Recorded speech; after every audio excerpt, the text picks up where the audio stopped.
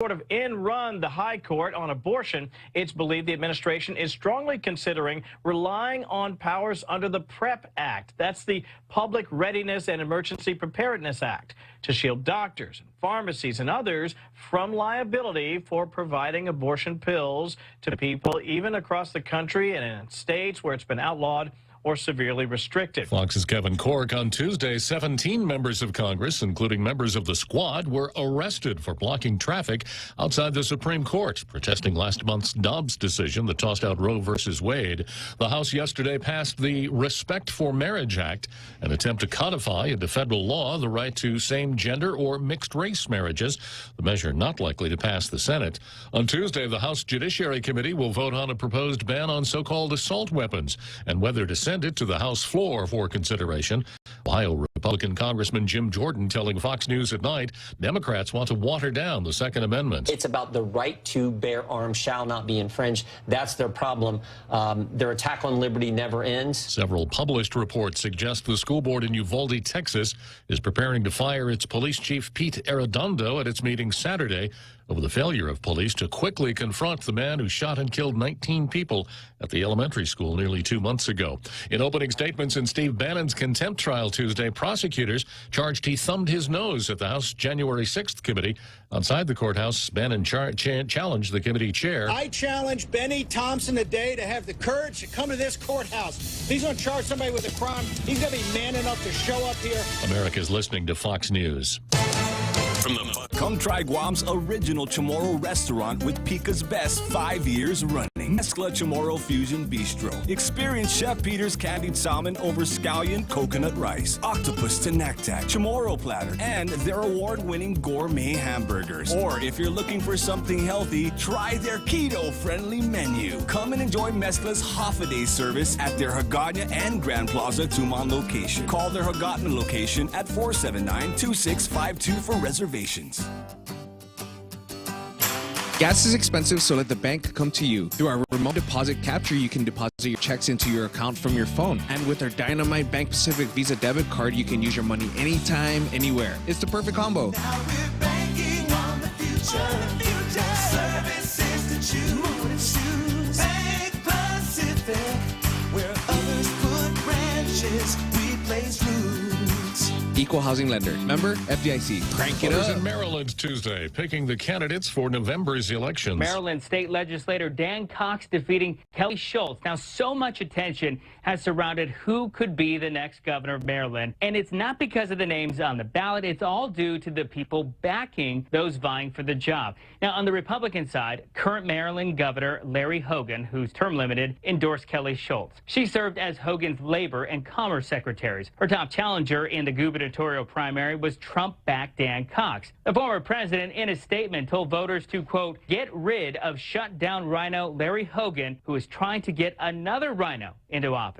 But Schultz said, unlike others, she's been a Republican her entire life. Fox's Jeff Paul. The Democrat primary for governor in Maryland still too close to call. In Kansas City, Missouri, police officer Daniel Vasquez was killed during a traffic stop on Tuesday. All these are tragedies, but to see such a young person so early on in his career lose his life to such senseless violence is just unfathomable. Police Chief Kevin Freeman says Officer Vasquez is the city's first police officer to die in the line of duty. The suspected gunman turned himself in hours after the shooting. For the 9th straight season, the American League wins baseball's All-Star game. After falling behind 2-0, the American League hit 2 homers in the 4th inning to defeat the National League 3-2. New York Yankees outfielder Giancarlo Stanton tied the game with a 2-run blast. The next batter, Minnesota's Byron Buxton, belted a solo shot. Both home runs came off Dodgers pitcher Tony Gonsolin. Stanton was named the game's most valuable player. It hasn't fully sank in. It's going to be an amazing memory for all my life, and I'm just happy. This is incredible. Stanton on Fox TV. The National League had 4 base hits in the 1st inning, but managed just 1 more hit for the rest of the night. Bob Mortale, Fox News. And I'm Jack Callahan. This is Fox News. Half a day. Patsy Gogri from Security Title here with information about what a title company does. The title side of our business determines who owns the property and guarantees your ownership with a title insurance policy. The escrow side acts as an independent third party, managing the transfer of money and documents between the buyer, seller, lenders, and others. Security Title has the management of real estate closings down to a science. Give us a call. We are here to help. Hafade Guam, this is an official road closure notice for Thursday, July 21st. Starting at 7 a.m., the affected areas will be the intersection of Route 1 in Adelup and Route 6 in Maina and Routes 1 and 8 in East Agana. Roads will reopen following the trash collection from the parade route. Candid, The Point, and the Guam Daily Post are proud to present another Platform 2022 debate. Lieutenant Governor Josh Tenorio and Lieutenant Governor candidate Sabrina Salas Matanani. Phil Leon Guerrero and Montesilva Tyron will present topics and issues of concern to every Guamanian. July 20th at 6 p.m. everywhere. Broadcast, simulcast, and webcast on Facebook, Candid News, and on the air at 93.3 FM and on KGTF. Platform 2022 from Candid, the Guam Daily Post, and 93.3 The Point. We're already Pika's best radio station, but we're always looking for ways to be even better. Announcing The Point on Alexa. In addition to our FM and HD radio feeds, our incredible app, informative website, Facebook Live, and YouTube Live, you can now tell Alexa to stream The Point. And your smart speaker will start playing whatever we're saying. News and views 24/7 with your 4-word command. Alexa, stream The Point. Welcome to Tall Tales with Bob Klitzkie, the only show on talk radio where common sense is a lot more common. Phone lines are now open at 888-TALK. That's 888-8255. And now, The Point proudly brings you Tall Tales with Senator Bob Klitzkie. A well-regulated militia being necessary to the security of a free state, the right of the people to keep and bear arms shall not be infringed, no matter how hard the Democrats try to change that. That's the way it is. So here we are, another exciting episode of Tall Tales. Today is Quasi Friday. So ordinarily, Jose and I would be in pretty good spirits on Wednesday because we'd have 3 whole days of Tall Tales to go before we went into exile over the weekend. But tomorrow's a day off, so there'll be no Tall Tales tomorrow for me, for Jose, for our entire international radio listening audience. My condolences, and I know you're all going to feel bad. Probably won't feel any worse than Jose and I do because we love being out here with the international radio listening audience. Tomorrow is Liberation Day. Let's remember those 1,528 Marines that died taking this island away from the Japanese.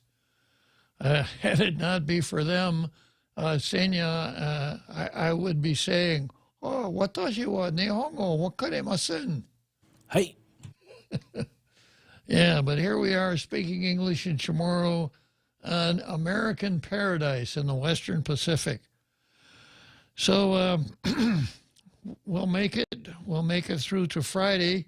Now, of course, if you work for the government of Guam, you got Friday off, another surprise holiday, which I ought to spend about 20 minutes ragging on because it's a travesty. It's a travesty for people who work hard and pay taxes, because a few years ago, the Daily News ran a story where they had asked the current, then Director of Administration, how much it cost to shut the government down for one day, and the figure was over $900,000. Yeah. Wow. When you figure who's got to be paid holiday pay, who gets paid for not working, the whole thing, and that only contemplates the cost of government. Now, when the government shuts down, it costs us money in other regards too, because business, a lot of the things that you need to do in business, you can't do on a holiday. You can't file papers, you can't get this, you can't get that, etc. It just throws a monkey wrench in the whole works. And there's another layer here, Bob. Sir. Summer school's in session. And I don't know about the other sessions of the other schools, but at Simon Sanchez, they broke it up into, I think, 4 sessions, 8 days each. So with sessions being 8 days each, no child could miss a single day without losing the entire session for credits. Now that Friday is off, apparently missing 1 day is inconsequential. Yeah. So I don't know if they're going to make it up or what's going to happen, but I don't think anybody thought about that. Education's our top priority, except when we want to do something else. Exactly. Yeah. Especially during an election year. Yeah. So, you know, this surprise holiday, and one of these days I'm going to draft up legislation to repeal the authority that the governor has to do this and circulate it around and see who's got the intestinal fortitude to introduce it. It's a real litmus to see whether you represent all of the people or just the GovGuam employees. So this happens all the time. This is not the first governor to do it. And unless that law is repealed, she won't be the last one to do it. But it's especially egregious this time around because at the beginning of the Wuhan virus plague, panic, we had a lot of government employees who got paid to sit home and watch TV. And nobody in the private sector had that luxury. Many people in the private sector got to sit home and not get paid anything at all. So it's just so unequal to give government employee, and then of course it always has to be preceded by the same old litany. You know, our government employees work so hard and contribute so much. It's only right and just that we give them extra time to spend with their families on this day after Thanksgiving, this day after Liberation Day, this day after Sunday, whatever the current excuse is. And it's just a terrible way to run a railroad, as the saying goes. Let's see what we got here in Zemi Kotny.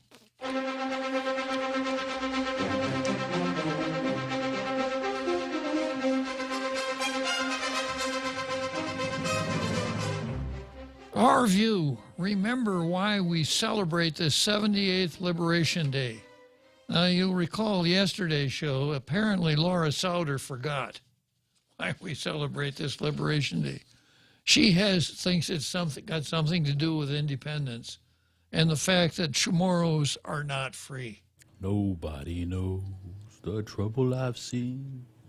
So here it goes. Tonight, our capital will be filled with more than a normal Wednesday evening hustle and bustle. Families will be setting up their canopies, firing up grills, and getting their Liberation Day celebrations started early. For decades, Guam families have made it a point to camp out on Marine Corps Drive in Hagatna in anticipation of the festivities of July 21.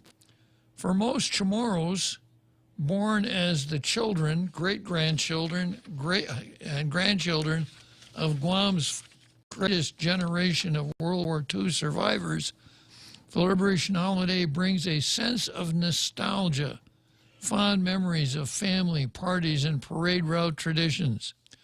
Some of us have traditions so strong, we send a designated group of cousins to sign up days in advance of parade route permits being issued because we count on getting the same spot every year. Give the parade route space back to the original owners. Rain or shine, one can always find a welcoming family calling you to come into their canopy to choggy this or gimmin that. But as we pack up the trucks and SUVs with the grills, canopy gear, coolers, Tupperware, and food, let's remember to take a minute to reflect on why this day is so important to all of us. And perhaps more importantly, let's reflect on and say a prayer for the strong survivors who lived through the unparalleled hardship to get us where we are today. Tun Juan T. Guzman of Santa Rita, Sumay, shared with us his memories of his march to Maningong in today's Pacific Daily News. We encourage you to read his story and remember that no matter where you stand on the debate of decolonization. Why do we have to throw that into the works, right? You know, we've got this big punch bowl sitting on the table, and the Daily News has got to come along and say, "Oh, you got a punch bowl here? Let me see if I've got some talkie that I can throw in there for you." Chamorros survived the unimaginable, and for that we can be grateful together. Remember them today. Remember Nana. Remember Tata. Guahu, and I remember hasta Guahu. And if you're one of the fortunate few to have your World War II survivor living today, hug them for the rest of us who have had to say goodbye to our own. Ask them about their stories. Record them on your phone cameras and keep their stories alive. Honor the servicemen who liberated Guam's greatest generation and look to our Manamco to remember why we celebrate this 78th Liberation Day. You notice it's not what they said. It's what they didn't say. Not a word about the 1,528 Marines that died, from Liberation Dawn to the 10th of August. They almost did it in the last paragraph. Almost. Yeah. You got to rewrite history, because if you rewrite history, you can change the way people think about the present. And that's exactly what they're doing, regardless of where you stand on self-determination. So, autobiographically here, I am a World War II survivor myself. I was lucky enough to do my surviving in a less contentious place than Guam. I hope this is interesting. It's interesting to me, so I'll lay it out again. I was born in 1938. In 1943, my father was working in a defense plant in Beloit, Wisconsin. He worked 12 hours a day, 7 days a week, building submarine engines at Fairbanks Morse in Beloit. He and 3 or 4 other guys from my hometown carpooled to Beloit to work in that defense plant. Now, they made pretty good money back in those days, and of course, with 12 hours a day, pretty good-sized checks, so it was worth it. But in those days, you had a stamp on the windshield of your car that told you how much gasoline you could get. Ole Steiner, who was driving the car that the guys carpooled in, lost his stamp. They changed the rules on the stamp. He could no longer get enough gasoline to drive to Beloit. So because of that, we sold our house in Elkhorn, and we moved to Beloit, Wisconsin. And we moved into a defense subdivision, a subdivision that had been built just to accommodate the defense workers that came to work in Beloit during the war. A confusing place for a little kid like me, 5 years old, because all the houses were the same. And one time... Welcome to my childhood. One time when I came home from kindergarten, I knocked on the wrong door. Nobody answered. I panicked till I finally figured out it was the reason no one answered, because it wasn't my house. Yeah, so we stayed there, and we moved back to my hometown after the war. But I do remember going to the movies. Going to the movies was a big treat back in those days. And the way little kids got their news those days, kids that could just barely read Dick and Jane, was the newsreels at the front of the movies. And I do remember seeing a newsreel, would have had to have been in 1944, a newsreel that talked about Tinian and Saipan. And those names were so unusual that they stuck in my head. Wow! So as I grew older, oh yeah, Tinian and Saipan, I remember that. I didn't see the newsreel that covered the invasion and conquest of Guam, but I did see Tinian and Saipan as a World War II survivor. So my child bride, who was born in 1940, was also a World War II survivor. Her memories, such as they are perhaps not as happy as mine. She does say, though, that she remembers the Marines. She said they were tall, good-looking, and had red faces.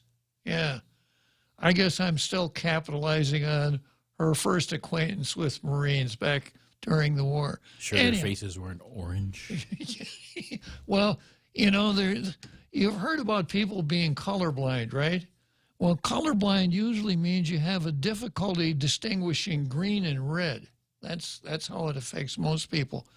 But there are a small genetic minority people in the world that have a hard time distinguishing red from orange. They would look at this shirt and they would tell me that it's red. If I were wearing an orange shirt, they would swear up and down that it's red. Yeah. Okay, let's see what we got on the card here today. I've got Paul Zerzan, the fox so fun, cunning, and free. Zerzan always makes the sign of the Z. And, of course, I've got him on the card because he is the one that exposed the dichotomy between the truth of orange rice and the actual facts of red rice. I've got the Post versus MSN, Hank Johnson versus Congress, Senator Markley versus Congress. There's so little local news today, perhaps in anticipation of Liberation Day tomorrow, that we're going to have some civics lessons today, talking about how the United States government functions or does not function.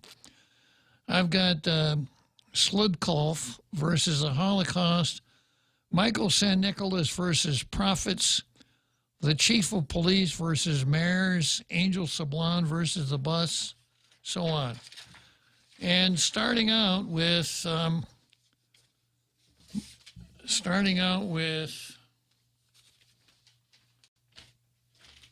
the Post. Here we are again. Let's show this one to the folks. This could have gone on the card as the hatchet versus Michael San Nicolas. It was the Post hatchet job of Michael San Nicolas that ran on Sunday, July 17, and then underneath the sub-headline, there's an editor's note. This is the first in a two-part series covering an interview conducted with Matt Herman, a longtime congressional aide who served in a number of capacities for former Congresswoman Madeline Berdadzu, completing his decade-long tenure in 2017 as her chief of staff. So they've told us there'd be this, you know, they have so much dirt to pile on Michael San Nicolas, unprovoked, that they couldn't do it in one edition. So I keep looking for the headlines to see part two. It's not here yet. I have no doubt that we will see it at the appropriate time. Next, I've got Hank Johnson versus Scottus. And this is kind of the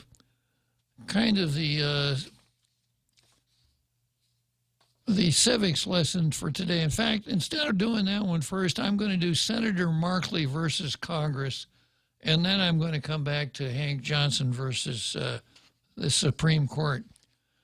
This one is by my favorite, Jonathan Turley. If Jonathan Turley's name's on it, you know it's going to be good. And here's what Jonathan Turley tells us. When Madison described the essence of his constitutional vision of the separation of powers in Federalist 51, he declared, quote, "Ambition must be made to counteract ambition." Madison believed that three branches would preserve the balance of the Constitution by using the institutional interests of each branch to jealously protect their inherent powers. He clearly did not envision many of our current leaders in Congress, who often call for presidents to circumvent their own institution when they are unable to prevail with legislation. The latest example is Senator Jeff Merkley, a Democrat from Oregon. Now, let me go back to this. Ambition must be made to counteract ambition. And let me show you what that means. You know, we have problems with our government, that we have a government official who's not doing what we think he should be doing. The most recent example, our so-called Attorney General leaving on a jet plane, Camacho, right? Who was given everything but case citations by B.J. Cruz on the 19th floor procurement and wouldn't touch it with somebody else's 10-foot pole. Instead of doing that, he came up with a hokey complaint for declaratory judgment, which provided nothing but cover for the governor and ignored what she had done. So the usual typical solution to that is we need to give BJ more power to go after this, or we need to appoint somebody to hold government accountable. We horsed around with something called a Suruhano back in the 13th legislature. It went nowhere. So the idea is this, that if you have somebody in the government who's not doing his job, appointing somebody else to see that the first person does his job isn't going to work. You're going to wind up with 15 people all holding the next guy in line accountable, and nobody gets held accountable. As a matter of fact, I always print something in my card here that reminds me of this one. I hope, yeah, it goes like this. Custodiet ipso custodis, a Latin maxim that means who will watch the watchers.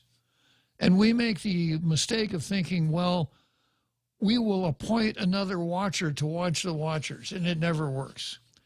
So what you need to do is you need to have people that have some kind of personal interest, even if it's pretextual, to fulfill that role of watching the watchers. Now, most of the cases that come before the courts to enforce governmental duties come from private citizens. When the government does something to someone that is a product of this failure to perform, a citizen can sue. The more we empower citizens to hold government officials accountable, the better it's going to work. Back to Jefferson. Jefferson's idea was we'll have 3 separate branches, each with its own clearly defined prerogatives, and each, you know, human nature being what it is, will protect its own boundaries. So that when another branch attempts to interfere on that government branch, that branch will repel it. And Turley fills this out a little later in the article, and that's who's going to watch the watchers. A sidebar here, it's so interesting to watch the liberals freak out on the Dobbs decision, where the Supreme Court had the whole power of abortion within its 9 hands. It had complete authority over abortion and gave it away. Said, we shouldn't have this. We're getting out of this business. It belongs with the states. It's very rare that you see any part of government give up some of its power. And the Democrats, of course, not understanding what democracy means, even though they call their party Democratic. You know, when the Supreme Court overruled Roe versus Wade, it was the end of our democracy. Yeah. So anyhow, Jefferson's idea, ambition must be made to counteract ambition. Now let's I'm getting pretty ambitious here to get through this, but it's time for me to take a break because a co-equal branch here is pulling his fingers across his throat, meaning cut it short, Bob. Time for a break. The Extra Point with Jerry Roberts of Guam Training. Hi, I'm Jerry Roberts, and every day on The Ray Gibson Show, I get to comment on the incredibly diverse, fun, challenging, sometimes frustrating, often exciting, but always interesting world of work. I hope you'll be there with us. You can find daily transcripts of The Extra Point at guamtraining.com. Tune in every weekday morning at 7:20 for The Extra Point with Jerry Roberts. Brought to you by Guahan Insurance Services and First Hawaiian Bank on 93.3 The Point. It's a party in the park. The Governor's Office, Mayor's Council of Guam, and Jimmy B invite you to Liberation Bandana Friday, 11 to 10, July 22nd at Ipao Beach. Food trucks, local bands, the Marine Corps Band, and Japan's DJ Yamato spin to a spectacular finale during the drones and fireworks show. Plus, bring activities and rides for kids. Thanks to Guam Economic Development Authority, Seventh-day Adventist Clinic, Guam International Airport Authority, KOAM Communications, Port Authority of Guam, Cortec, Bank of Guam, Guam TV Productions, Guam Music, PHR Ken Micronesia, and St. Luke's Medical Center. Now, more Tall Tales with Bob Klitzkie. Spitting truth like watermelon seeds at a summer picnic. Call now, 888-TALK, 888-8255. So here we go. Back to Turley. Many Americans misunderstand the separation of powers as simply a division of authority between three branches of government. In fact, it was intended as a protection, not of institutional, but of individual rights, by preventing any branch from assuming enough power to become tyrannical. Okay, now let me repeat that and pretend that we're talking about Guam instead of the U.S. government. Separation of powers was intended as a protection not of institutional but of individual rights by preventing any branch from assuming enough power to become tyrannical. Could that ever happen here, Jose? I think it already has. Yeah, I think that bus has already left the station. Yeah, and anyone who would stand up and say what you just said runs the risk of off with his head. Yeah. But of course, and we'll get into this later, our legislature has stood back and allowed it to happen. Okay. Separation of powers was intended as a protection not of institutional but of individual rights by preventing any branch from assuming enough power to become tyrannical. In fact, during the debates, the Constitutional Convention, there were some that said, yeah, we need to set out these negative rights of, a list of things the government can't do to the people. And the other side of the argument, we really don't need it because we've got this separation of powers. We don't need a Bill of Rights. And finally, there was a compromise. We would go with this, and we would amend the Constitution. We would start the amendment process right after the Constitution was ratified, and that's what happened. No branch is supposed to have enough power to govern alone. Once power becomes concentrated in the hands of a president, citizens are left only with the assurance that such unchecked power will be used wisely. A Faustian bargain the framers repeatedly warned us never to accept. George Washington set a classic example for others to follow. Okay, Turley, now let's go back to Jeff Markley. He says,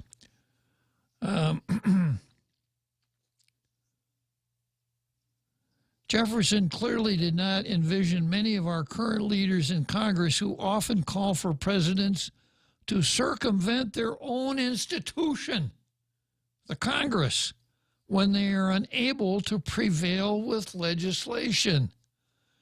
The latest example is Senator Jeff Merkley, Democrat from Oregon. In a Washington Post article, Merkley stated, "This is an important moment.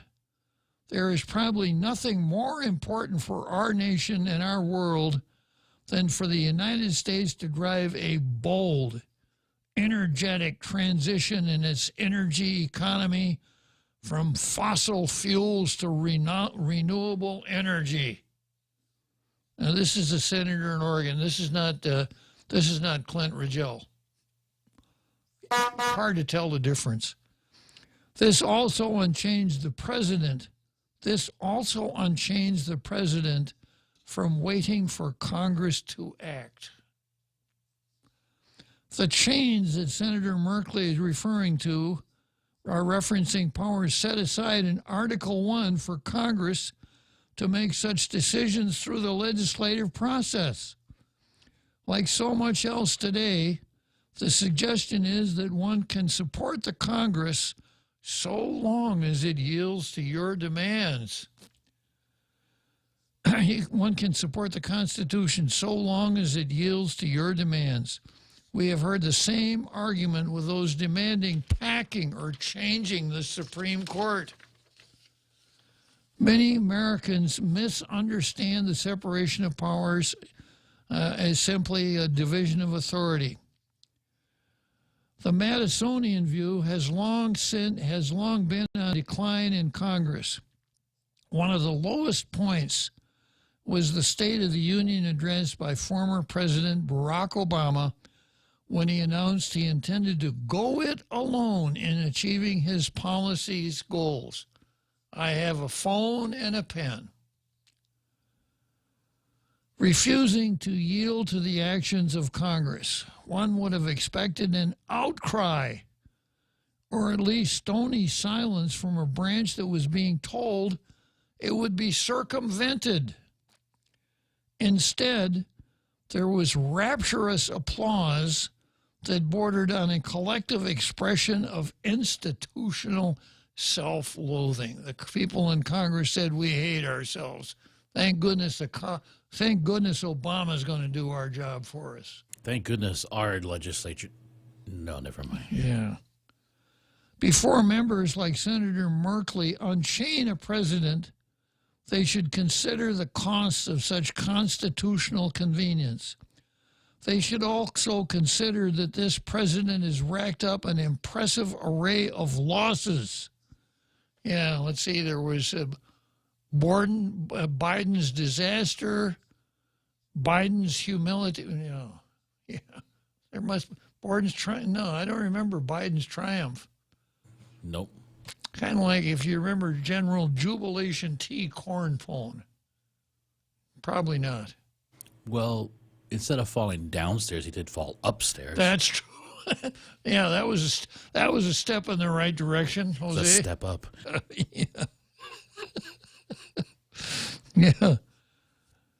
In the wake of that stinging defeat, as you were, an impressive array of losses overexceeding his constitutional authority, including the recent loss on climate change before the Supreme Court, West Virginia versus the United States, where the Supreme Court said, if Congress wants you to do these radical rules that basically shut down the coal industry, Congress has to tell you in explicit terms. They can't say there is an environmental protection agency which shall have power to do whatever the hell it wants to do. That won't work. And by the way, the Supreme Court, in today's news, there is a story about 16 members of the House who have been arrested for demonstrating on the steps of the Supreme Court. And the story I read said they were warned, three guys and gals, representatives, Congress people, you can't do this, you got to move on. And they stayed there and they got arrested. Unfortunately, the cops didn't cuff everybody. So Alexandria Ocasio-Cortez had to walk around with her hands behind her back, pretending that she was handcuffed for the right video opportunities. Maybe she was trying to hide herself as a mime. Could be. I'm just an actor here. Yeah, I'm not really Olympia Ocasio-Cortez. I'm a street performer. I'm a stand-in, yeah. I'm like that guy that does magic tricks out on the street. Yeah, so and now they're bragging about it, right, Jose?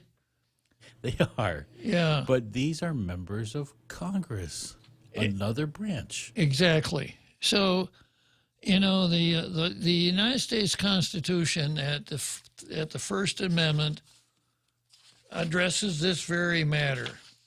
And what it says is,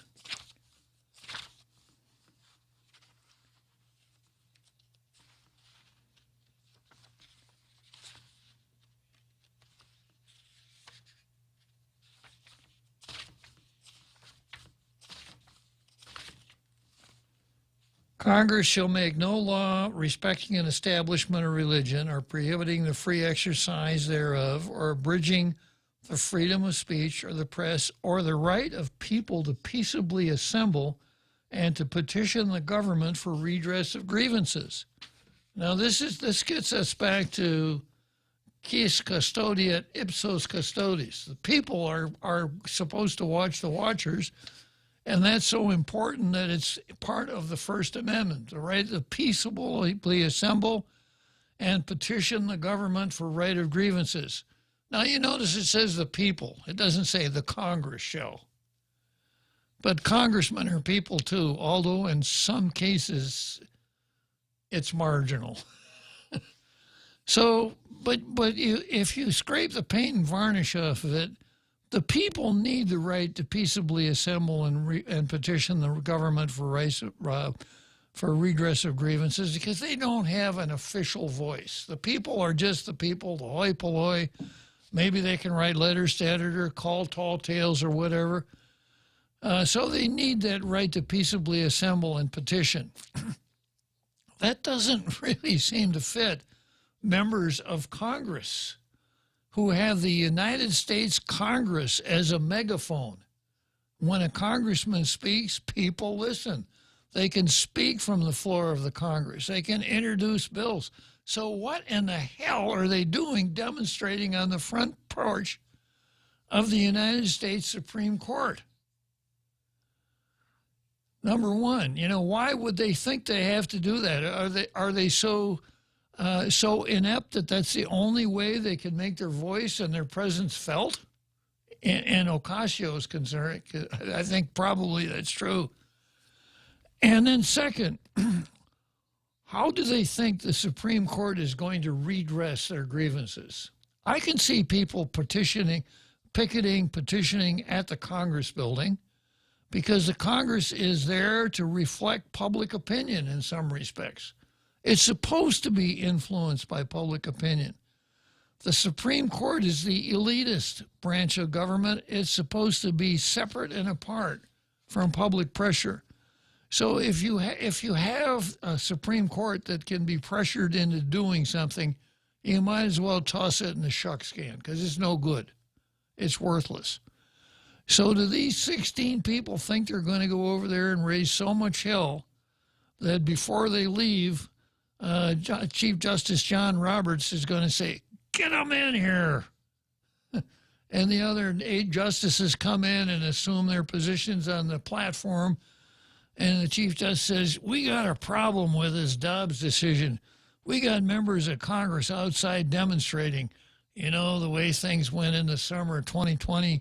We got to do something. They might set our building on fire." So, somebody make a motion here that we repeal Dobbs and go back to Roe versus Wade because they're demonstrating. No, you know how far off base can we be when we send idiots like this to the United States Congress? Well, they got 2 out of 3 houses with idiots. Really, absolutely, yeah. Wanted.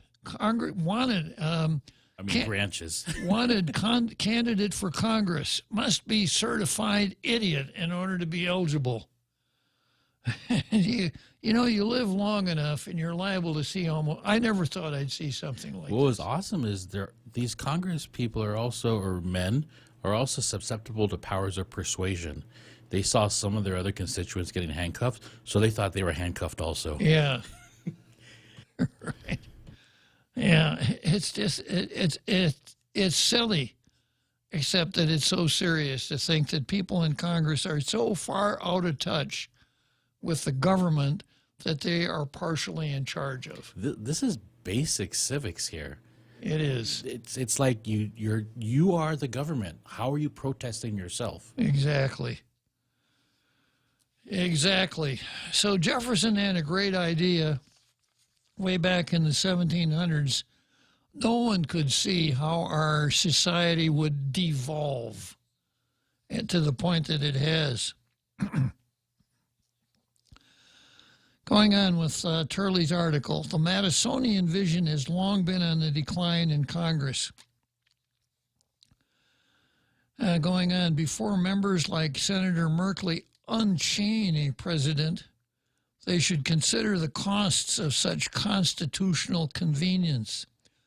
They should also consider that this president has racked up an impressive array of losses over exceeding his constitutional authority, including the West Virginia versus the United States case. In the wake of that stinging defeat, Merkley is calling for more of the same, unchaining the president from the limits of both the legislative and judicial branches.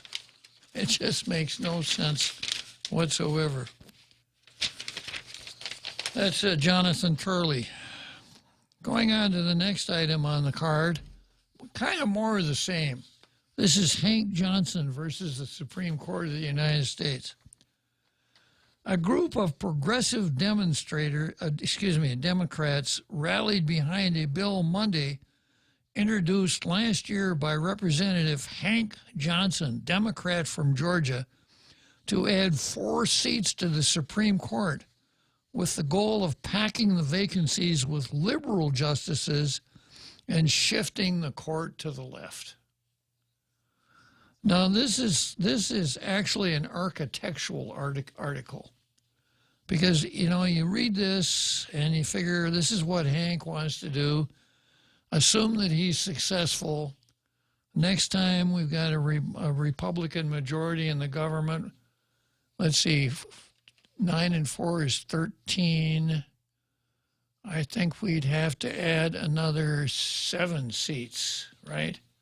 We'd have to add another 7 seats to shift the majority back to where it belongs on the conservative side.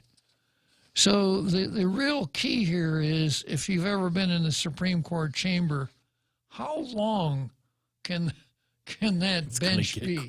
Yeah. Can we handle 20 justices, 30, 40, 50? Because that's the game that Johnson wants to take. And of course, Congress can increase the size of the Supreme Court. I think in the beginning it was 5. It went all the way up to 10 at one time, and then back down to 9, and it's been 9 since the 1800s. And most people think that 9 is a pretty good number. This is the silliness of these kind of movements by Congress. Whatever party it is, it's just, this reeks of the whole filibuster argument. It does. We want it, we don't want it. We want it, we don't want it. It depends on what they want to have accomplished. Yeah, and it reminds me that I must explain my alimentary canal theory of government, right? You don't use what's between your ears when you're thinking about what is good governmental policy. You use your alimentary canal, which starts at your mouth, proceeds down the esophagus, down to the stomach, to the duodenum, to the small intestine, to the large intestine, to the rectum, and to that guy who got his name in the police blotter a few times. Remember him? First name Jerry. Ray talked about him quite often on the show. Jerry Anus. Oh, yeah, that's right. Yeah. What a blowhard. Yeah. So that's the end of the alimentary canal. So if you consider governmental policy and it makes your tummy warm right there in the middle of the alimentary, it's good policy. However, if it tightens your anal sphincter, it's bad policy. There's no need to use your brain housing compartment at all. That's not necessary. And that's the classic Hank Johnson approach here. You know, the Supreme Court's not doing the right thing. They're ruling against stuff we like. So we got to add 4 more people there. Tell Biden only appoint folks that are on our side. Our Senate will confirm them, and then we'll have balance back in the Supreme Court. This is the same canal they gave us. Guam is going to tip over. Exactly. So the Hill reported that 8 Democrats held a press conference on Capitol Hill to back Johnson's court-packing legislation. The 8 lawmakers cited recent Supreme Court decisions that rolled back Miranda rights. Now, here's what they mean by rolled back Miranda rights, okay? Miranda is a case that I could criticize. It's Miranda versus Arizona. A guy named Miranda was busted, and when he was busted, he made some damaging admissions to the police. Now, the rule has always been that for a confession to be admissible before any court, it must be voluntary. You remember the film noir movies where with the bright light shining in the defendant's eyes, the cop standing behind him with a rubber hose saying, you know, you better tell us what we want. Remember those? Well, the law has always been that the confession must be voluntary. So we'd spend a lot of time in court taking testimony where the government would prove that the testimony was voluntary, and the defense would try to poke holes in that testimony and bring forward its own testimony, saying, yeah, it wasn't a black rubber hose. It was one of those maroon-colored rubber, but it was a rubber hose anyhow. So this was not voluntary. So the Supreme Court, when Miranda came before it, said, we're going to do a supervisory rule here. And we're going to tell you that henceforth, this is not what the Supreme Court does. The Supreme Court was acting like a legislature here. The Supreme Court says, unless you come before the court and you're able to prove that the defendant was told that he has a right to remain silent, then anything he says can be used against him and will be used against him. That if he doesn't have counsel, the state will provide him with counsel. There's the so-called Miranda warnings, right? Law and Order buffs probably remember it just as well as Lenny Briscoe, who could reel it off no matter, while he was cuffing the defendant or throwing the defendant on the ground or whatever else he was doing, right? So that's a supervisory rule. And if the prosecution isn't able to prove that, then the court's going to say involuntary confession. It's a really bright line rule. Involuntary confession, inadmissible. Evidence was discovered as the product of an involuntary confession. That's the fruit of the poisonous tree doctrine. The involuntary confession is poisonous, a poisonous tree. If the only reason you found out where the gun was is because of the involuntary confession, then you grab the gun. That evidence is going to be suppressed also, fruit of the poisonous tree. So it's a powerful rule. And the penalty for the prosecution for cops not complying with it is the confession, and the fruits are inadmissible, which often means no conviction. So we had a case that came before the Supreme Court where the Miranda warning wasn't administered, and the defendant was found guilty anyhow.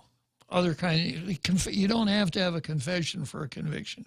The confession could be tossed out and still get a conviction.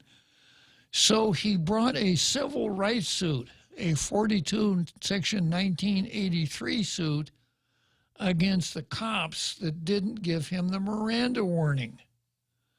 1983, if a public official under color of law violates your civil rights, in other words, any part of the Constitution, then you can sue and you can recover damages and you can get attorney's fees.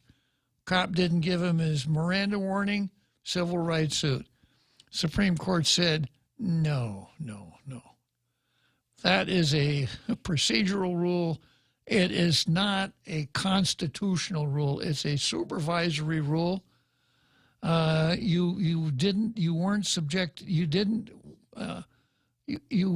weren't convicted because of an involuntary confession.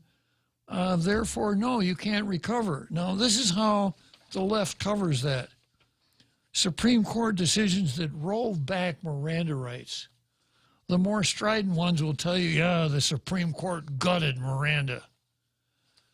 Okay, let's take a short break, and we'll come back here almost halftime. Check out the newest hydro and garden center to hit Guam, Crop King Hydro. We have a huge selection of plant nutrients, soils, hydroponic mediums, organic pest control pumps, plant support, tools, and so much more. Call 635-4769. 635-GROW. Open Monday through Saturday, 10 to 6 at the Dededo Satina Mall, right across from Payless and Paradise Fitness. For whatever you grow, think Crop King Hydro. Crop King Hydro. First, I want to thank you all for being with us today. Josh and I wouldn't be here without your friendship and your support. Especially the campaign supporters in every village throughout the island who have joined in our effort to keep Guam moving forward. Our leadership has seen our people through the most frightening pandemic that our generation has ever seen. And it is about to see the most vibrant comeback of an economy in the most developed island here in the Western Pacific. With your help and your vote, we will move forward as one people. And Josh and I will always be there for every single person and family on Guam.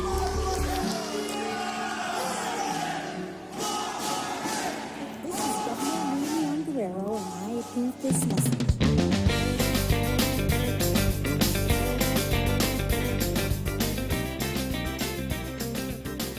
Okay, so here we are again with Miranda. So, and that's why it's so important to listen to Tall Tales, because you see something like this in the paper. Oh, man, I thought that Miranda warning was so important. You know, you gotta give a defendant his rights. And now the Supreme Court has gutted Miranda. Well, the Supreme Court did no such thing. It just said, if it happens, it's not your key to a cash windfall, folks. Okay, the 8 lawmakers cited recent support decisions that roll back Miranda rights, threw out a New York gun control law, which was a very good decision, allowed religion to surface in schools. That's that New Hampshire case that said if you're going to provide vouchers for private schools, you got to provide it for all schools, as well as the Dobbs v. Jackson women's health decision that overturned the right to abortion in saying there was a need to add new justices to the court. These guys can't get it right. We got to give them help. We got to give them 4 more liberals. The Supreme Court isn't susceptible to the popular vote the way the Congress is, Johnson said. And for every once in a while, he gets it right. And said it has used that fact to amass power. It's making decisions that usurp the power of the legislative and executive branches. Yeah, the Supreme Court really usurped the power of the branches with the Dobbs decision, right? Facing Republican opposition and some Democratic skepticism, the bill has little chance of becoming law, but it illustrates the deep anger among progressive Democrats about the court's direction under 3 conservative justices nominated by former President Trump: Gorsuch, Kavanaugh, and Barrett. Last year, House Judiciary Committee Chairman Gerald Nadler, you remember what his nickname is? Nads. Yeah. And when Gerald Nadler is really on a roll in Congress, giving a really powerful speech, you know what the people out in the gallery, how they cheer him on? How? Go Nads, go Nads. Jerry Nads Nadler. Let's break for the big halftime show, Jose.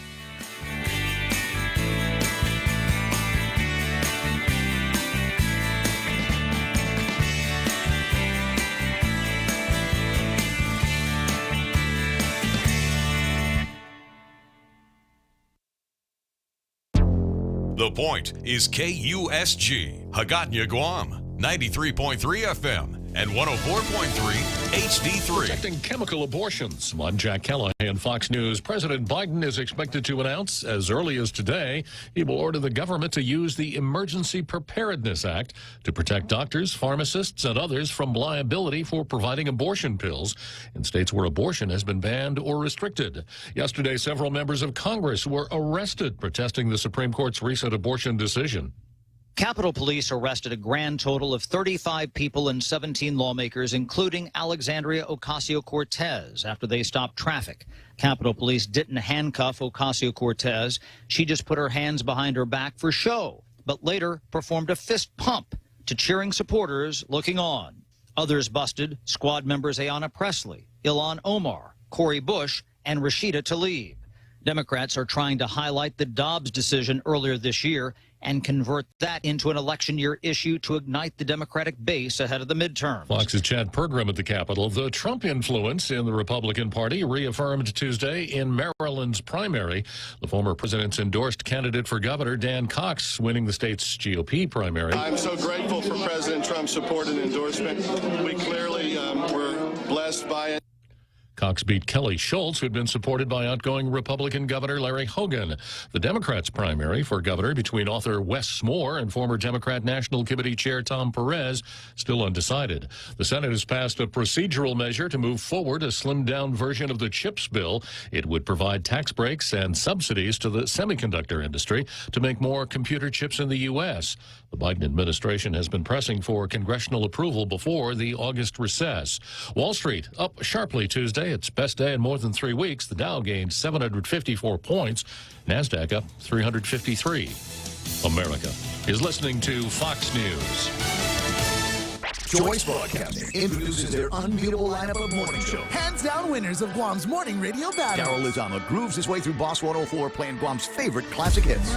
Morning Mouth Ray Gibson shakes the cage on 93.3 The Point. And now, we are proud to announce the Morning Blender with Kyle Mandapat, mixing it up at sunrise on Star 101. If you're an advertiser trying to reach the most valuable ears, we've got the shows that listeners have been tuning into for decades. One call gets all three. 671-888-7346. That's 888-REI. Subway's Eat Fresh Refresh brings you the sequel to the Sweet Onion Chicken Teriyaki. Enjoy the new Sweet Onion Steak Teriyaki.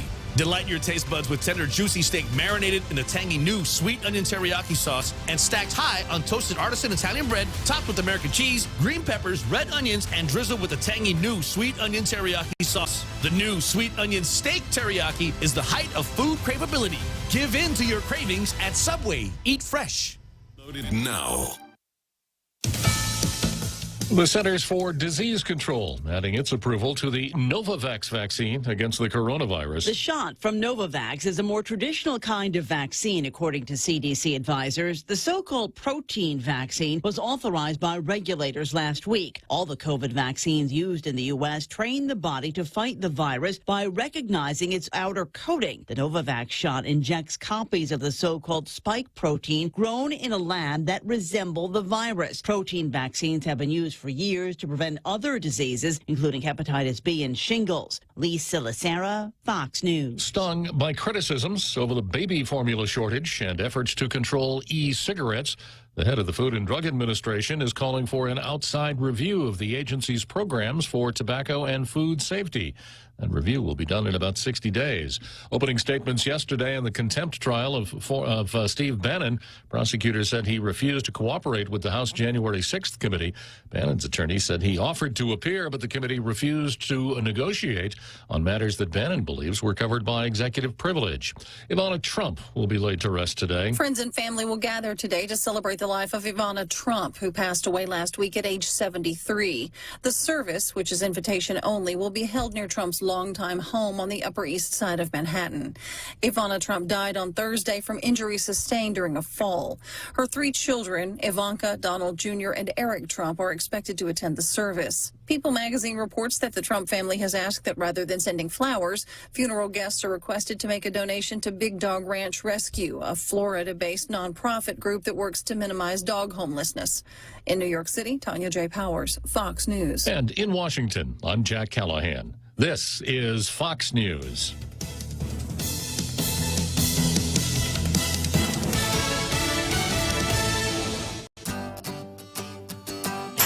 Gas is expensive, so let the bank come to you. Through our remote deposit capture, you can deposit your checks into your account from your phone. And with our Dynamite Bank Pacific Visa debit card, you can use your money anytime, anywhere. It's the perfect combo. Now we're banking on the future.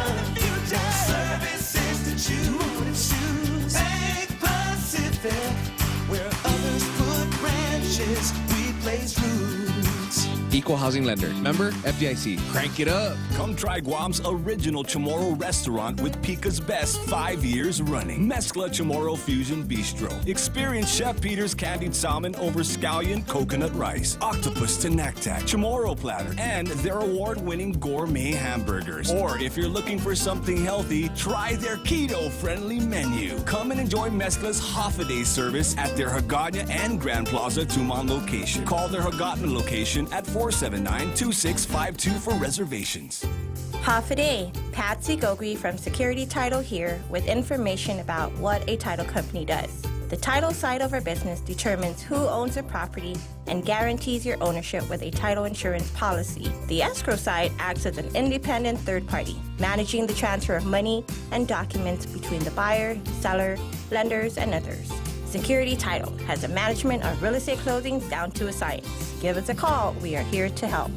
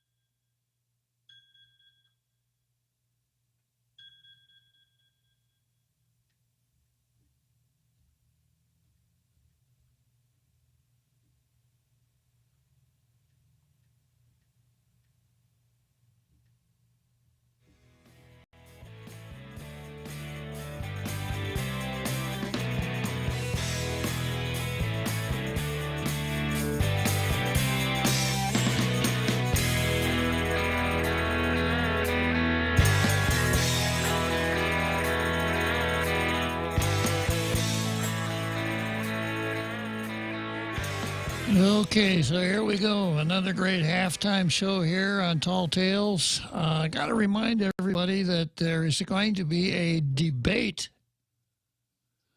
We've got Sabrina Salas Montanani going against Josh Tenorio.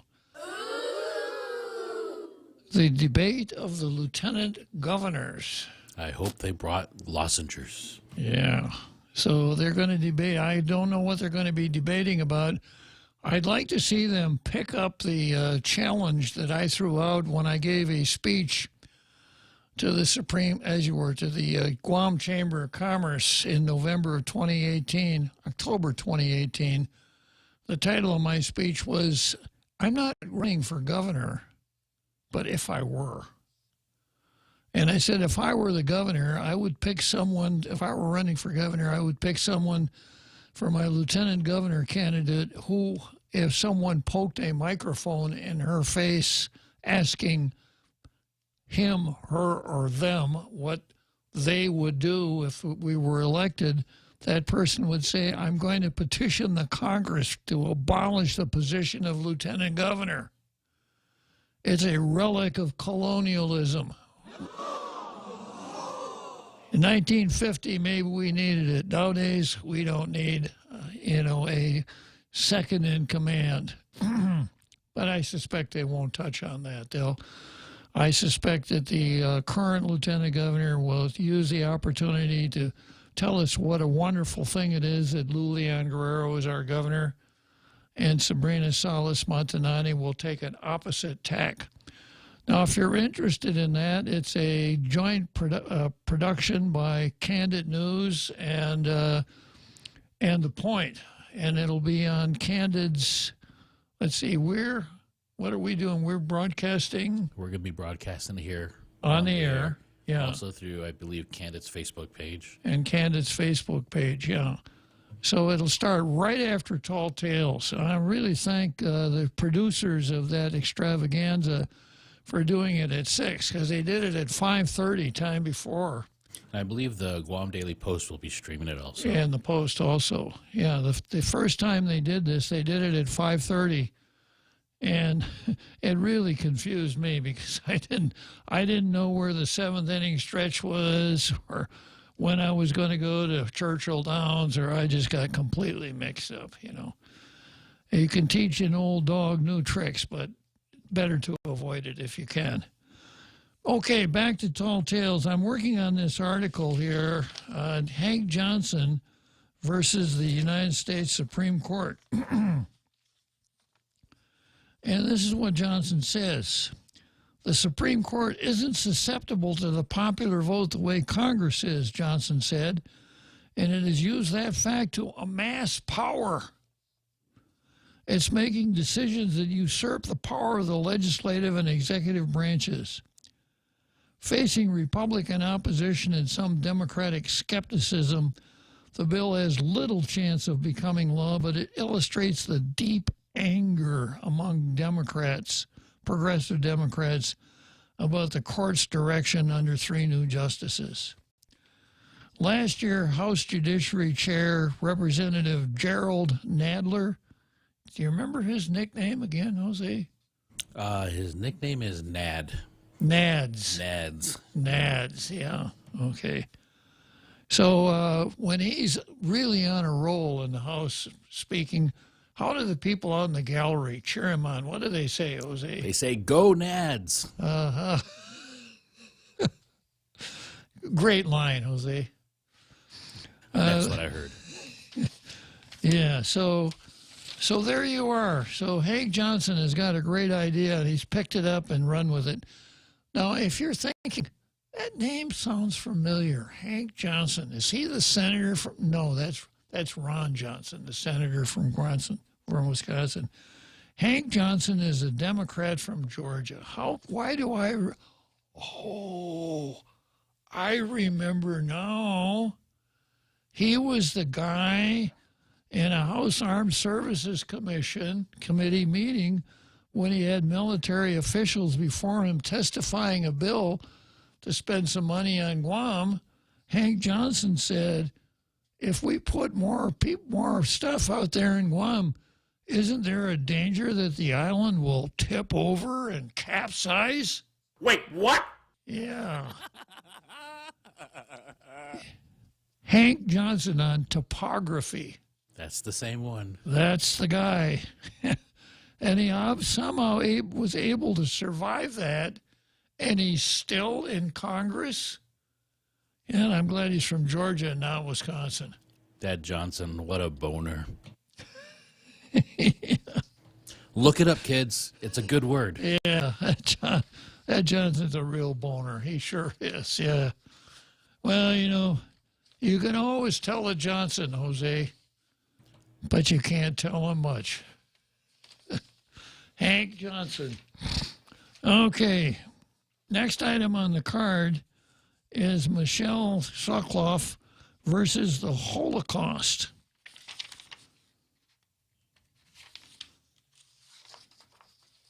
And this is an article that ran in a website called Medium, which is an interesting place. And this is the title of the article.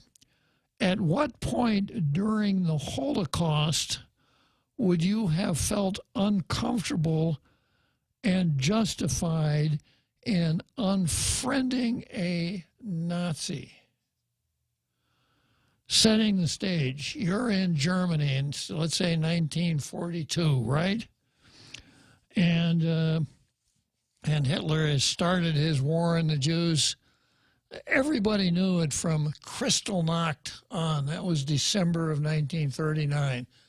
Kristallnacht, the night of the tinkling glass, where thugs went all over German cities and broke the windows of all Jewish-operated stores. There weren't any red Jeeps or Chinese restaurants in Germany at the time, so they had to satisfy themselves with the Kristallnacht. So it was kind of something that maybe people should have realized. And then, of course, the Nazis started rounding up Jews, taking them to death camps, working them to death or exterminating them, etc. It's just a horrible story. And the name of the story is the Holocaust. And I think probably everybody knows what you're talking about when you say the Holocaust. So here's the title now.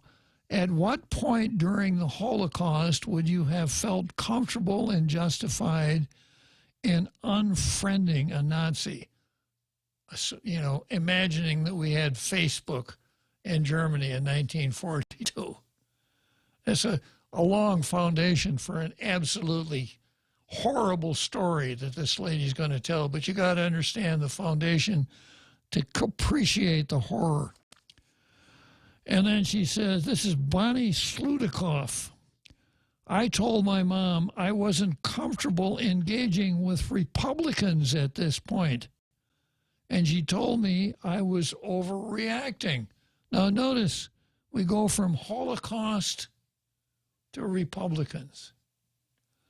I told my mom, this is a sub-headline, I wasn't comfortable engaging with Republicans at this point, and she told me I was overreacting. But am I? Can you imagine what it would have been like if Jews and Germans were using social media during World War II?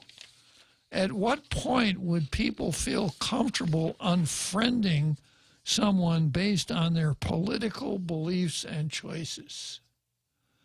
No, I'm not going through my friend list and phone and deleting people, though maybe I should. But I find myself engaging with someone directly and they share the word Republican and identify themselves as such. I'm going to take that seriously. If nothing else, it sure doesn't mean the same thing now as it did a few years ago. You know that the phrase, we don't have to all agree to everything to get along, that's not meant to carry over into discussions of human rights. Now, when I hear the word human rights, you know the first thing that pops out of my mouth, Jose?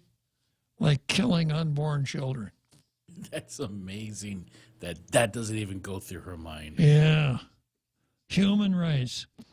So how will we know we're at that point where it's legitimate and even ethically necessary to have feelings based simply on a, quote, difference of beliefs? Does it look like a human right that we've had in America for the last 49 years taken away in a split second? A split second. This analogy is about the Holocaust and Nazis. Uh-huh. Let's remind people that the Nazis participated and they also did the action of discriminating a certain group of humans and killing them, mostly for convenience, and just so that they didn't have to be bothered with them. Yeah. And then let's think about abortion. This is the reason I picked this article out is it is a great demonstration of how you could take someone like this lady here, what's her name? You got a horrible last name. That's part of her. Bonnie Joy. You can take someone who may have been a normal person and you cram this ultra-left ideology into their head, and they lose their ability to have a cogent thought process. It's almost like a disease. Or brain damage. Or brain damage, yeah. But if I find myself engaging with someone directly and they share the word, quote, Republican, and identify themselves as such, I'm going to take that seriously. You know that phrase, we don't all have to agree on everything to get along? That's not meant to carry over into discussions of human rights. So how will we know we're at the point where it's legitimate and even ethically necessary to have feelings based simply on a difference of beliefs? Does it look like a human right that we've had in America for the last 49 years has been taken away in a split second? Does it look like things that come after that? I was watching a video earlier of a woman with a chronic illness. Her doctor is supposed to be starting her on methotrexate, but in her state, it is about to be outlawed for women who are fertile, as some are viewing it as a medication that can be used for abortion, or more specifically, to treat ectopic pregnancies.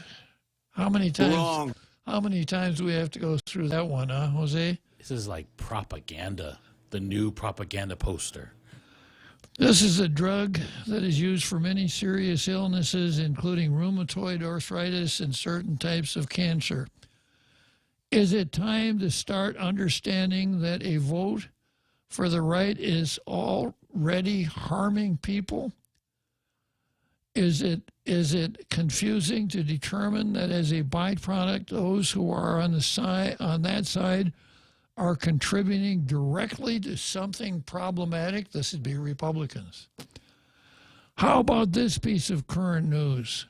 A 10-year-old girl in Hawaii who was raped 6 weeks ago is carrying a child, is unable to have the pregnancy terminated in her state. What's the lesson? Should we go with she should have kept her legs together?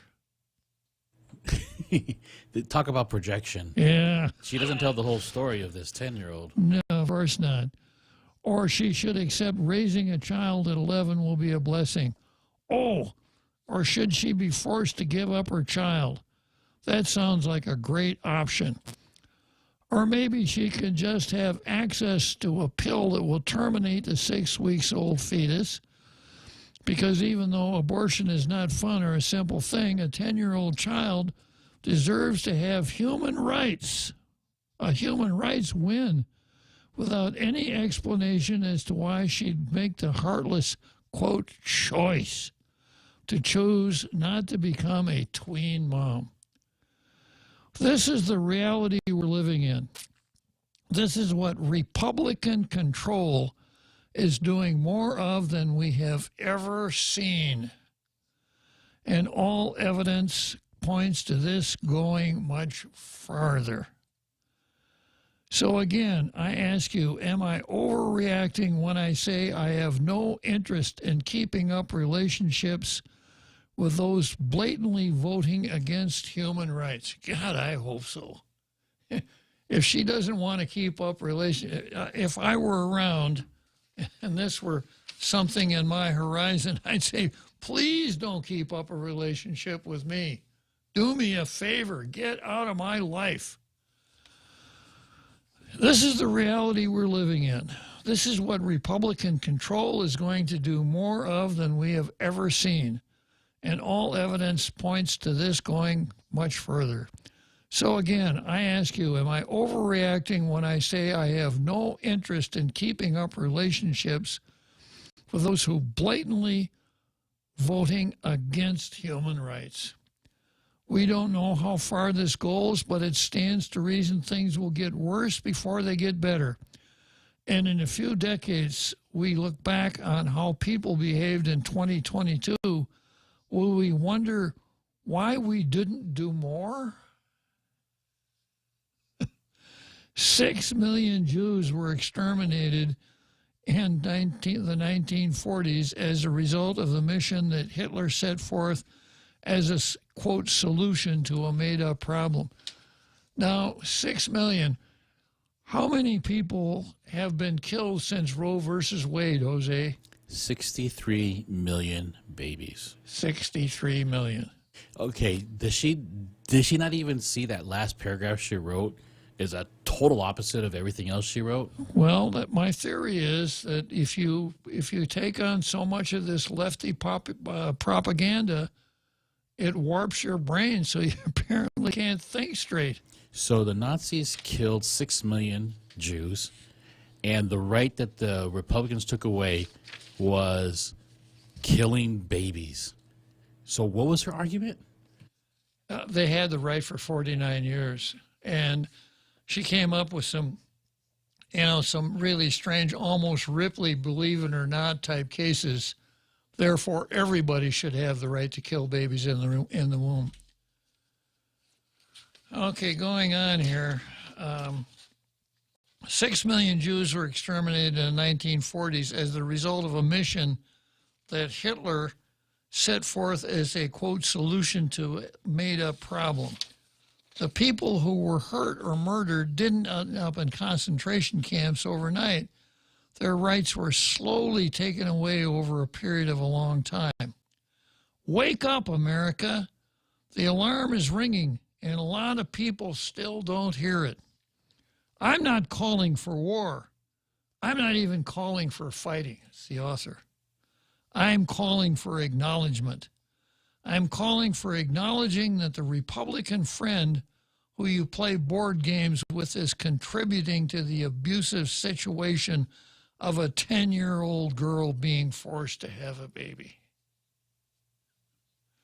I'm calling for understanding that your, I can't use the word, crappy cousin isn't just an annoying person who posts rude Facebook statuses that you don't like, but that their choices are directly contributing to a woman with rheumatoid arthritis losing her ability to walk or move without pain.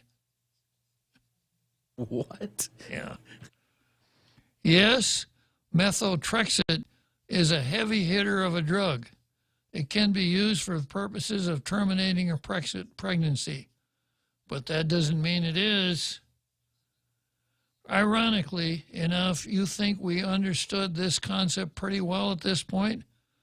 Meanwhile, assault weapons are still legal for no other reason than people want to use them for fun. Let's remember that assault weapons are also occasionally used in mass shootings. That's reality. What else is real?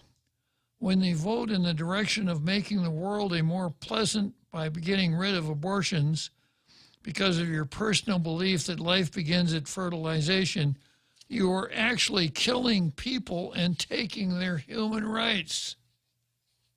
Okay. You know what makes this worse, Bob? The publisher who thought it was okay to print this. Yeah. It was like, oh, this sounds like a great op-ed. Well, this is classic George Orwell. Good is bad, war is peace, virtue is sin, etc. So she winds up, so yes, I will be creating some social space and staying away from folks who feel so bold as to use the R word. And I'm sure they're all grateful. With the realities people are facing, you may as well say you don't give a crap about human rights of any kind. And when things get worse, as it looks like they will, I suspect more people will do that. But really, what is it you're waiting for? This is a Medium, and they run a lot of stuff. I think they lean left, but they're not completely left. I don't know where they copied this from. But the reason I picked it out and put it on the show, a couple of reasons. One, to show how warped the contents of lefties' skulls are, how completely warped. And then second, that they're so warped that they don't understand when they write stuff like this. They're providing great material for conservative talk show hosts. It's so silly that it reads more like stand-up comedy than serious commentator. Yeah, you know, if you don't want the Holocaust to come to the United States, you got to do something about giving people the right to kill babies. Otherwise, everybody's going to get killed. In simple forms, the opposite of killing Jews in concentration camps is killing babies in the womb. Exactly. Yeah.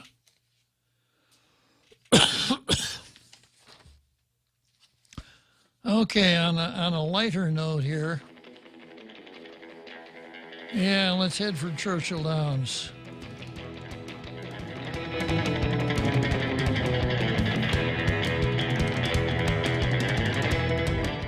Listen to The Point anytime, anywhere on Odyssey. Odyssey is your new audio home for all the music, news, sports, and podcasts that matter to you. Find your favorite stations like The Point and discover more. Music stations, local and trusted news sources, sports talk and team coverage, plus today's biggest podcasts. Find it all on the Odyssey app. AUDACY. Are you looking for a new place to hang out with your friends? Let's go along the sidelines at Sidelines Bar and Grill. Located at 154 Iriarty Road, Unit 4 and 5 in Tamuning behind Royal Bigs. Sidelines, a hidden gem with nothing but great things to offer. Great atmosphere, great food, top shelf drinks, and a great team. What are we waiting for? Let the fun begin at Sidelines Bar and Grill. Open daily from 3 p.m. to 2 a.m. See you there.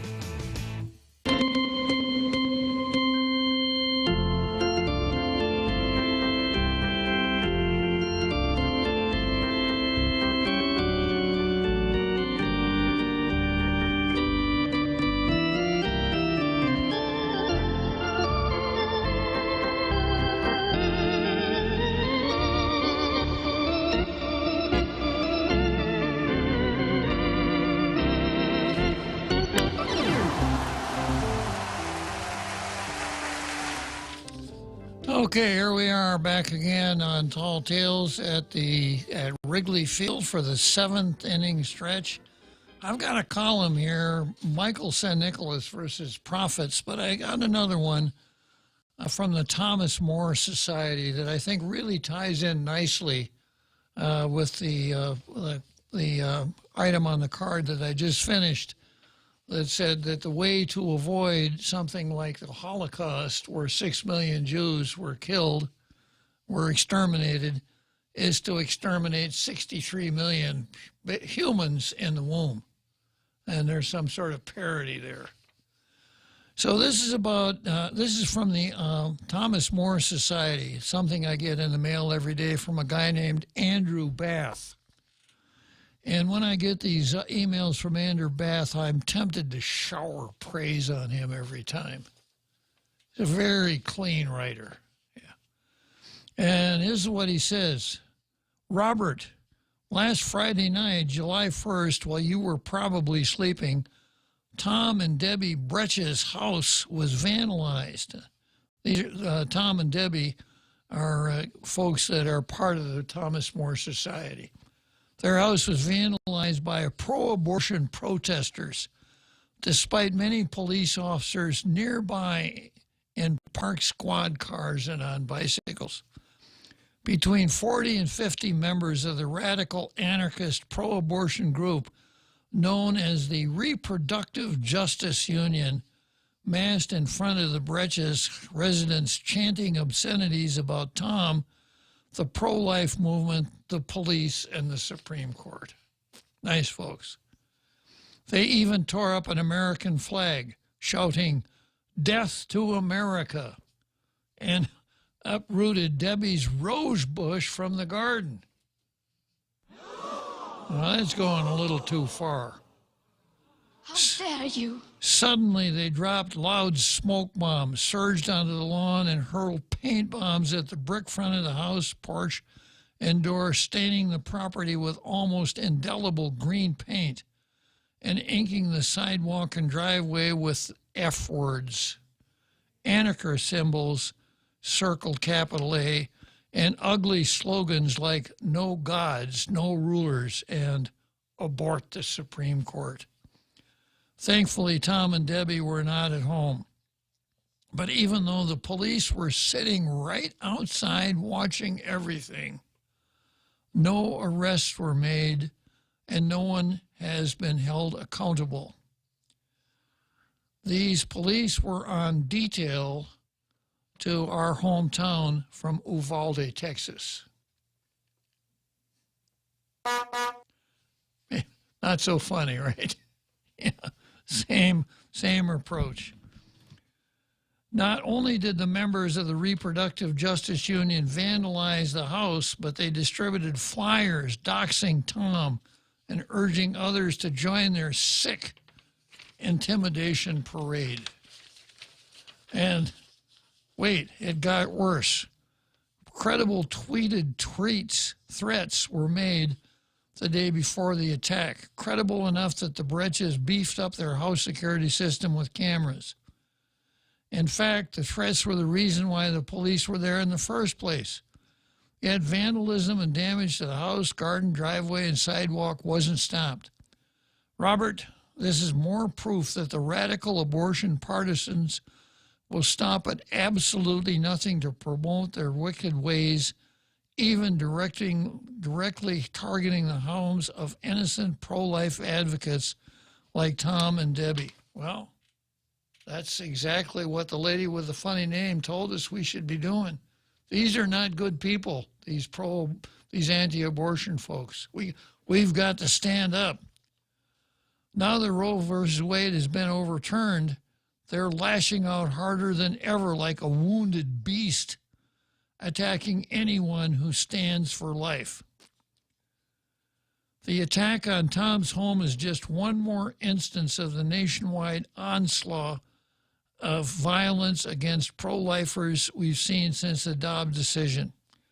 Pregnancy centers and churches alike have suffered vandalism and even arson from radical pro-abortion activists like Antifa anarchists, Jane Flores' Of course, that means, let's see, mark my words, this is not the end of the violence we'll see from radical abortion industry. Now that Roe is gone, they're focusing all their energy on trying to intimidate the pro-life movement into giving up the fight to defend unborn life in every state. If radical pro-abortions are bold enough to openly attack a private residence in a quiet neighborhood, despite police presence, there's no telling what they'll do in the dead of night to pro-life pregnancy resource centers or pro-life advocacy groups located in cities and downtown areas. They are bad people. These pro-abortionists, I'll just take up the same cudgel. These are bad people. Now, I'm not going to cut them off because I think I have a responsibility, hard as it may be, to help them understand that they are humans and that to kill other humans is always wrong. To take the question that I pose, when is it okay to kill a helpless, innocent human? Answer, never. You know, if that author had taken the same approach as that other person who wrote that really awful piece, yeah, they could have, and correctly so, described those group of vandalizers as the brown shirts. Exactly. Remember what the brown shirts led to? Absolutely. The Nazi Party. Absolutely. Well, they were the henchmen of the Nazi Party. They were the guys that handed out the bricks and hammers on Kristallnacht. And I don't think people understand that irony. Yeah. There's a man in a hat over there trying to get into the studio. We'll take a short break here, or a little early. We're head for Churchill Downs when we do a crew change here.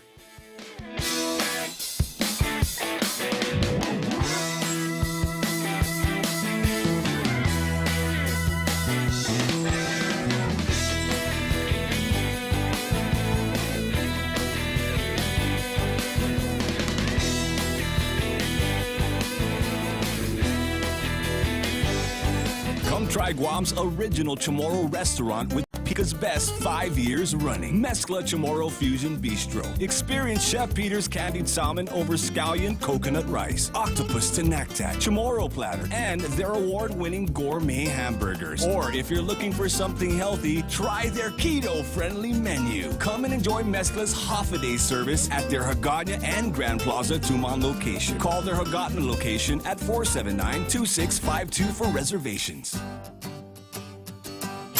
Gas is expensive, so let the bank come to you. Through our remote deposit capture, you can deposit your checks into your account from your phone. And with our Dynamite Bank Pacific Visa debit card, you can use your money anytime, anywhere. It's the perfect combo. Now we're banking on the future. Services to choose. Bank Pacific, where others put branches, we place roots. Equal housing lender. Member FDIC. Crank it up.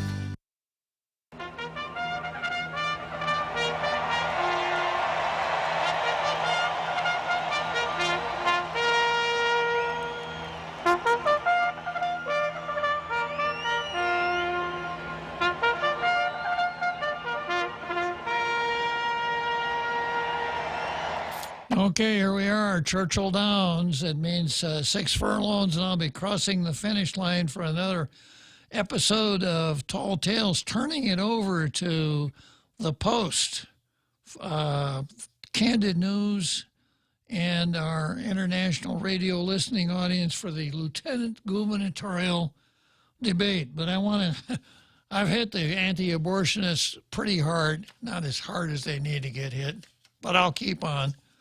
And I want to turn now to Michael St. Nicholas. Now, I've talked about Michael St. Nicholas a lot. I talked about his ability as a political tactician, which is probably as good as we'll ever see. You'll recall that Michael basically made his bones when he refused, his political bones when he refused to sign the Democrat loyalty petition. I think he gained support from both sides of the aisle by doing that, kind of put his name up on the skyline to the point where he became the Democrat giant killer. He took Madeline Bordallo out of the Washington rep seat, something that political savants said would never happen, that Madeline would have a state funeral during the time she was still our Washington rep. Well, he beat her. He served a term when he ran for re-election. Robert Underwood, a real Democrat heavyweight, took him on, and Michael beat Robert Underwood. Michael continued on in his iconoclastic ways because the orthodox good political answer is when someone said, "What do you think about the island's political status? Who do you think should be able to vote on Guam's political status?" And the right answer is Chamorros or native inhabitants or some other euphemism. Michael said, no, everybody should be able to vote. And all of these things kind of brought me closer to Michael. I admire the guy. I give credit where credit is due. He's not a Republican, but I certainly have some appreciation for some of the things that he's done. I also put my oar in the water when the Post came out with their hit piece on Sunday slamming him, and reflected back to the analysis that I did on Michael's press conference that I thought was tactically masterful, where he did it on Facebook. He controlled pretty much the environment and was able to lay out his case. I have also been very critical of the House Ethics Committee, which, according to what we've been told, would not allow Michael to bring his lawyer to a deposition. wouldn't allow him to cross-examine witnesses, and didn't make any finding whatsoever when that's what they're supposed to do. They're not supposed to be sort of a super grand jury or a sub grand jury. They're supposed to investigate, and if they find an ethical violation, they report it out to the House, and then the member has his day in court in front of the House. They didn't do that. They chickened out. They said, well, we're just going to refer this to the Department of Justice. And, of course, public relations-wise, this was a bombshell. Because what they said is they use vocabulary that I understand and any lawyer would understand, but has a great impact on folks who don't listen to Law and Order all the time. Law and Order. Yeah, okay. Here's what they said. There's substantial evidence that shows that Michael did 1, 2, and 3. We are therefore referring this to the Justice Department. Wow, substantial evidence. The Justice Department. Boy, I'll bet the Justice Department is going to prosecute him for criminal conduct. And everybody thinks this substantial justice, man, that's a heavy rap. Unless they listen to Tall Tales, where you find out that it's the lowest standard of evidence. The highest standard, beyond a reasonable doubt. Next highest, clear and convincing. Next highest, preponderance of the evidence. Lowest standard, substantial evidence. So it comes out between 90 and 100, around 70, 51, and maybe 30. The Justice Department is never going to bring an indictment against anybody if the only thing they have is substantial evidence that a crime was committed and that person committed a crime. But it looks so heavy. It looks so good in print. So the Ethics Committee did a hatchet job on him. And then the Post, once again, let me see if I can find that again. The Post did a hatchet job on him on Sunday. Where is that article?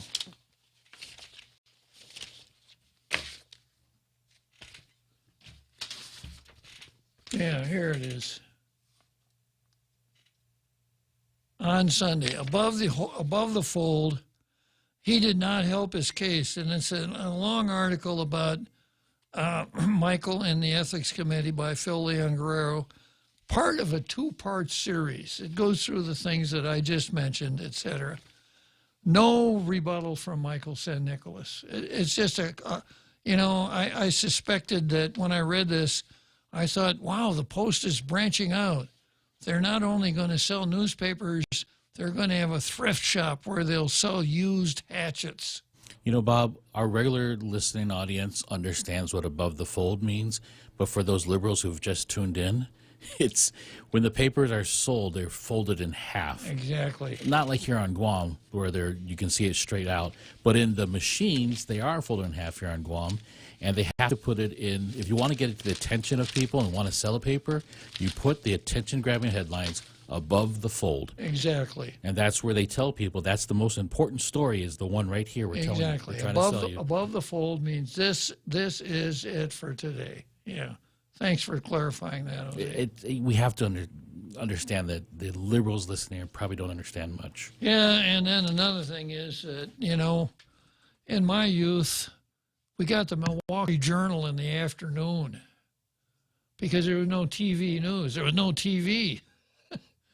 and so everybody read the Journal, even little kids at the sports page and the green sheet. It's where the comics were, etc. So for generations, everybody read the paper every day.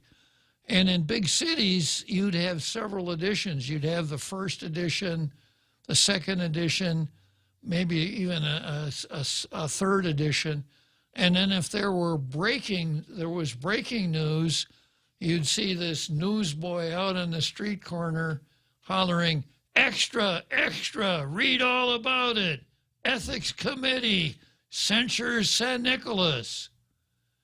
Now we're down to, And like Chicago, when I was growing up, Chicago had 4 newspapers.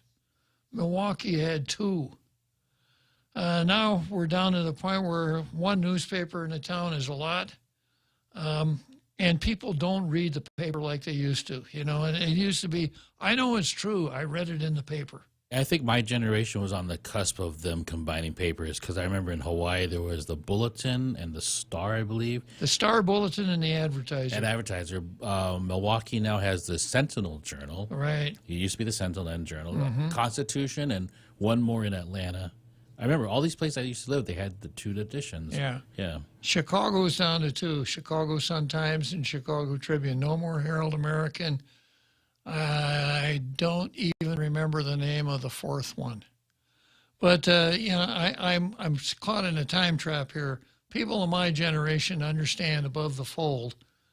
I'm glad you called my attention to that. So that's where they put it. That's where the Post put it, above the fold on the Sunday edition. Okay, so I'm not one that goes out of his way to beat up on Michael San Nicolas, but this time he rates it. Congressman supports Regel's proposal to cap gas profits. Just supporting Regel is enough. Yeah, Regel, we should turn off all of our diesel fuel power plants today and go straight to solar power tonight. Tonight. It's all the electricity we're going to need tonight and every other night. So here's an article that ran a few days ago in the Post. I'm sorry, in Candidate. Congressman Michael San Nicolas is supporting legislation by Clint Regel that would cap gas profits on Guam at 20%. The proposed statute, Bill 320, would fine gas companies that exceed the profit margin $1,000 per day of noncompliance with the law. San Nicolas submitted written testimony to the legislature. I won't go through his testimony. Skip ahead here. Pick out some of the highlights. At the start of 2021, retailers were selling a gallon of gas at a price point of around $3.88. January 22 saw prices hike to a striking $5.04. And by April 7th, it had climbed to approximately $5.79. Now, why do you suppose that happened, Jose? I think it's just the gas station guys were really greedy. It's greed. Yeah, just greed. Has to be. Yeah, only greed. A short 2 months later, prior to the legislature's passage of Bill 295, Gas Relief Act, the cost of a gallon of fuel was inflated. Not raised, but inflated to a whopping $6.49. And today, families continue to be forced to shoulder the cost of unreasonable rates. Why are they unreasonable? Because they cost people a lot of money. This is not logic, Michael. This isn't even good campaigning. Based on April 2022 research conducted by the Congressional Office in partnership with the Congressional Research Service and with added insight from Guam fuel industry insiders, the predatory. Now, people who sell gasoline on Guam are predatory because what they want to do is wipe out their customers, raise the price so high that no one can afford it, everyone will starve to death, and then they'll declare victory. They're predatory. Predatory behavior of our oligopolistic petroleum industry has effectuated absurd profit margins that stand well over and above the realm of normal. To contextualize the matter further, substantial price differences exist between fuel sold on military bases and outside the fence. I wonder what the shipping cost difference is there. However, the fuel sold both on and off base occur in identical landed costs. Namely, they come from the same sources, are shipped to Guam through the same channels, and are subject to the same exact fees at the port, taxes, storage, and transport. And left something out. Huh? They left something out. But I think you're going to get to it later. Okay. Although subject to the same operating environment, fuel was and continues to be more costly if purchased at one of Guam's civilian retailers. Moreover, calculations in the first week of April estimated that these very companies effectuated a 62.9-cent profit margin, whereas typical industry margins stand between 20 and 30%. Calculations from whom? Calculations, yeah.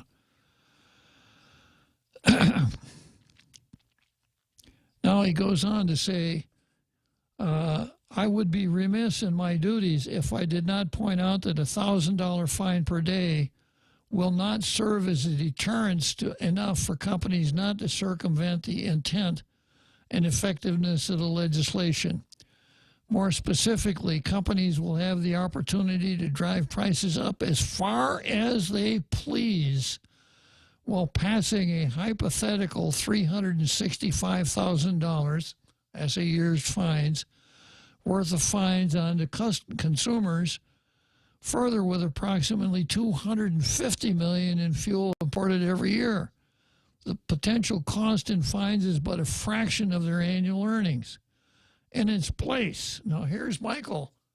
Michael wants to be governor. He's in Washington right now, but he really his internal senator is coming out.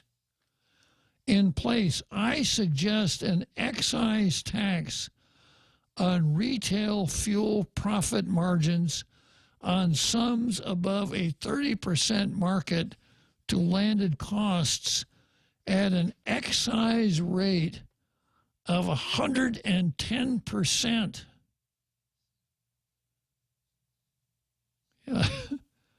And rebating any such taxes to all taxpayers. Now, there's a whole lot more to say. There's right there, that's one program right there. But there's a whole lot more to say about that. But I see I've got some folks in the green room here. I'm pretty close to the home stretch, so I'm gonna give my callers here the last shot at Michael San Nicolas. Let's see who I've got. I've got Repeat and another Joe, so I'm going to go with Repeat. And if he doesn't say everything twice, we'll have enough time for another Joe. Tell me more, Repeat. Yes, well, it just shows signs of desperation, but it reminds me of saviorism, right? We're trying to save you, but we're gonna end up killing you in the long run, because whatever penalties you give to these companies, they're just gonna pass it on to the consumer. You know what I'm saying? Of course. So, yeah. So, but the real reason why I called is that I sent you a link about yet another prosecutor who is leaving Camacho. Leaving on a jet plane. Yeah, she specifically cited the reason for her leaving is because of leaving. And Candid is doing a wonderful job keeping up on this, but like I said before, the exodus didn't start with Christine Tenorio. It started not soon after, or not very long after Levin stepped or sat in the seat. I have a feeling it included Pete Santos also. Yeah, I held on as long as I possibly could, but I will tell you that Bryson Brazil was one of the first persons to leave because he was denied a promotion that he was owed, or deserved rather, and the justification was, you're just not ready. So in order to prove Levin wrong, that he wasn't ready. I gotta go, Pete. Let's talk about this on Friday. Real Joe will pick you up on Friday. Right now, I gotta say, let's go, Brandon.